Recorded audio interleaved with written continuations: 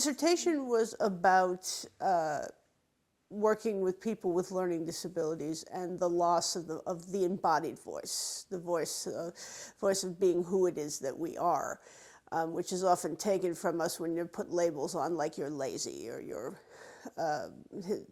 lazy, or you're not trying hard enough, or whatever label they try to put on those of us with learning disabilities when they don't understand what the real problem is. My real passion in the work is to get to these people with learning disabilities when they're young and try to avoid this happening. But I also work with older people as well to try and get back the embodied voice and take those labels away.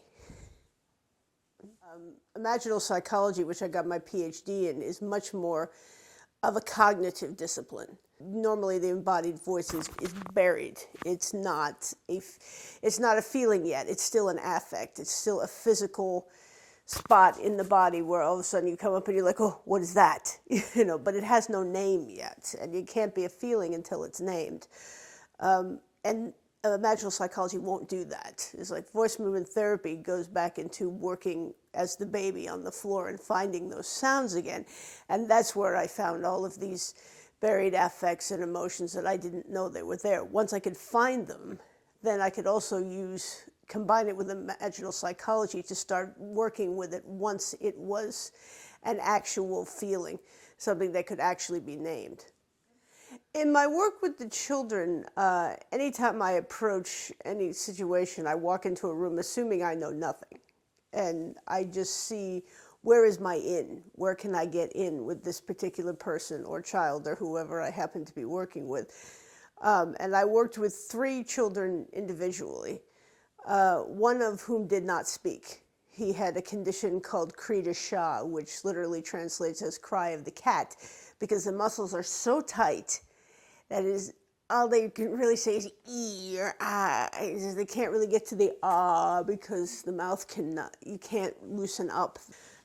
So when I went in with him, I just started to see what was it that he wanted, that he wanted to do, and he really liked the keyboard. I had a keyboard with me, and he would he loved figuring out how to make the keyboard work, how to make the sounds work. He was really interested in how things worked. So getting him to speak was about me naming, him pointing to things he wanted me to name. I would name them, and eventually he started learning how to say them. He was one of the smartest kids there, but he didn't speak. So often if you don't speak, you're considered to not be very bright. But he was very bright, and when I started working with, you could talk to him, he would understand what you were saying, and he would go and he would do things. But he had a lot of behavioral difficulties because obviously he was frustrated. He couldn't speak to people. And when I started working with him, and when he started realizing that I was actually listening to him, he started going out and taking some of the stuff that I taught him and going out, and all of a sudden the teachers are going, what is going on? He's not biting anymore, he's not angry, what's happening? And my supervisor said, well, why don't you go and watch? So I had a lot of people come in and watch me work with him, because they work with these kids every day. So it was trying to help them to experience the idea of, if you had a disability in which it was hard for you to speak, how would you carry on a conversation?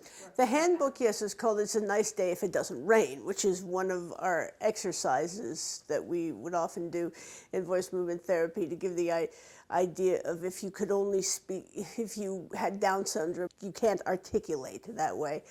Or if you have cri de chat or something, when the muscles are so tight that it's very hard to say anything. So the idea is that you try that phrase, it's a nice day if it doesn't rain, in all of these different ways, and see how can you carry on a conversation that way. And that's kind of the basis of that exercise, but that's we did do that in some of the what they called in-service trainings that I did with the teachers, to have them try to be in the kids' shoes, which really helped them. But the booklet was basically my approach to how I worked with these 3 children that I worked with. And the basics, and Mom's part of it was writing more on voice movement therapy itself and how these things work and why they work. And I really talked about how it was that I use them specifically in what I'm trying to accomplish.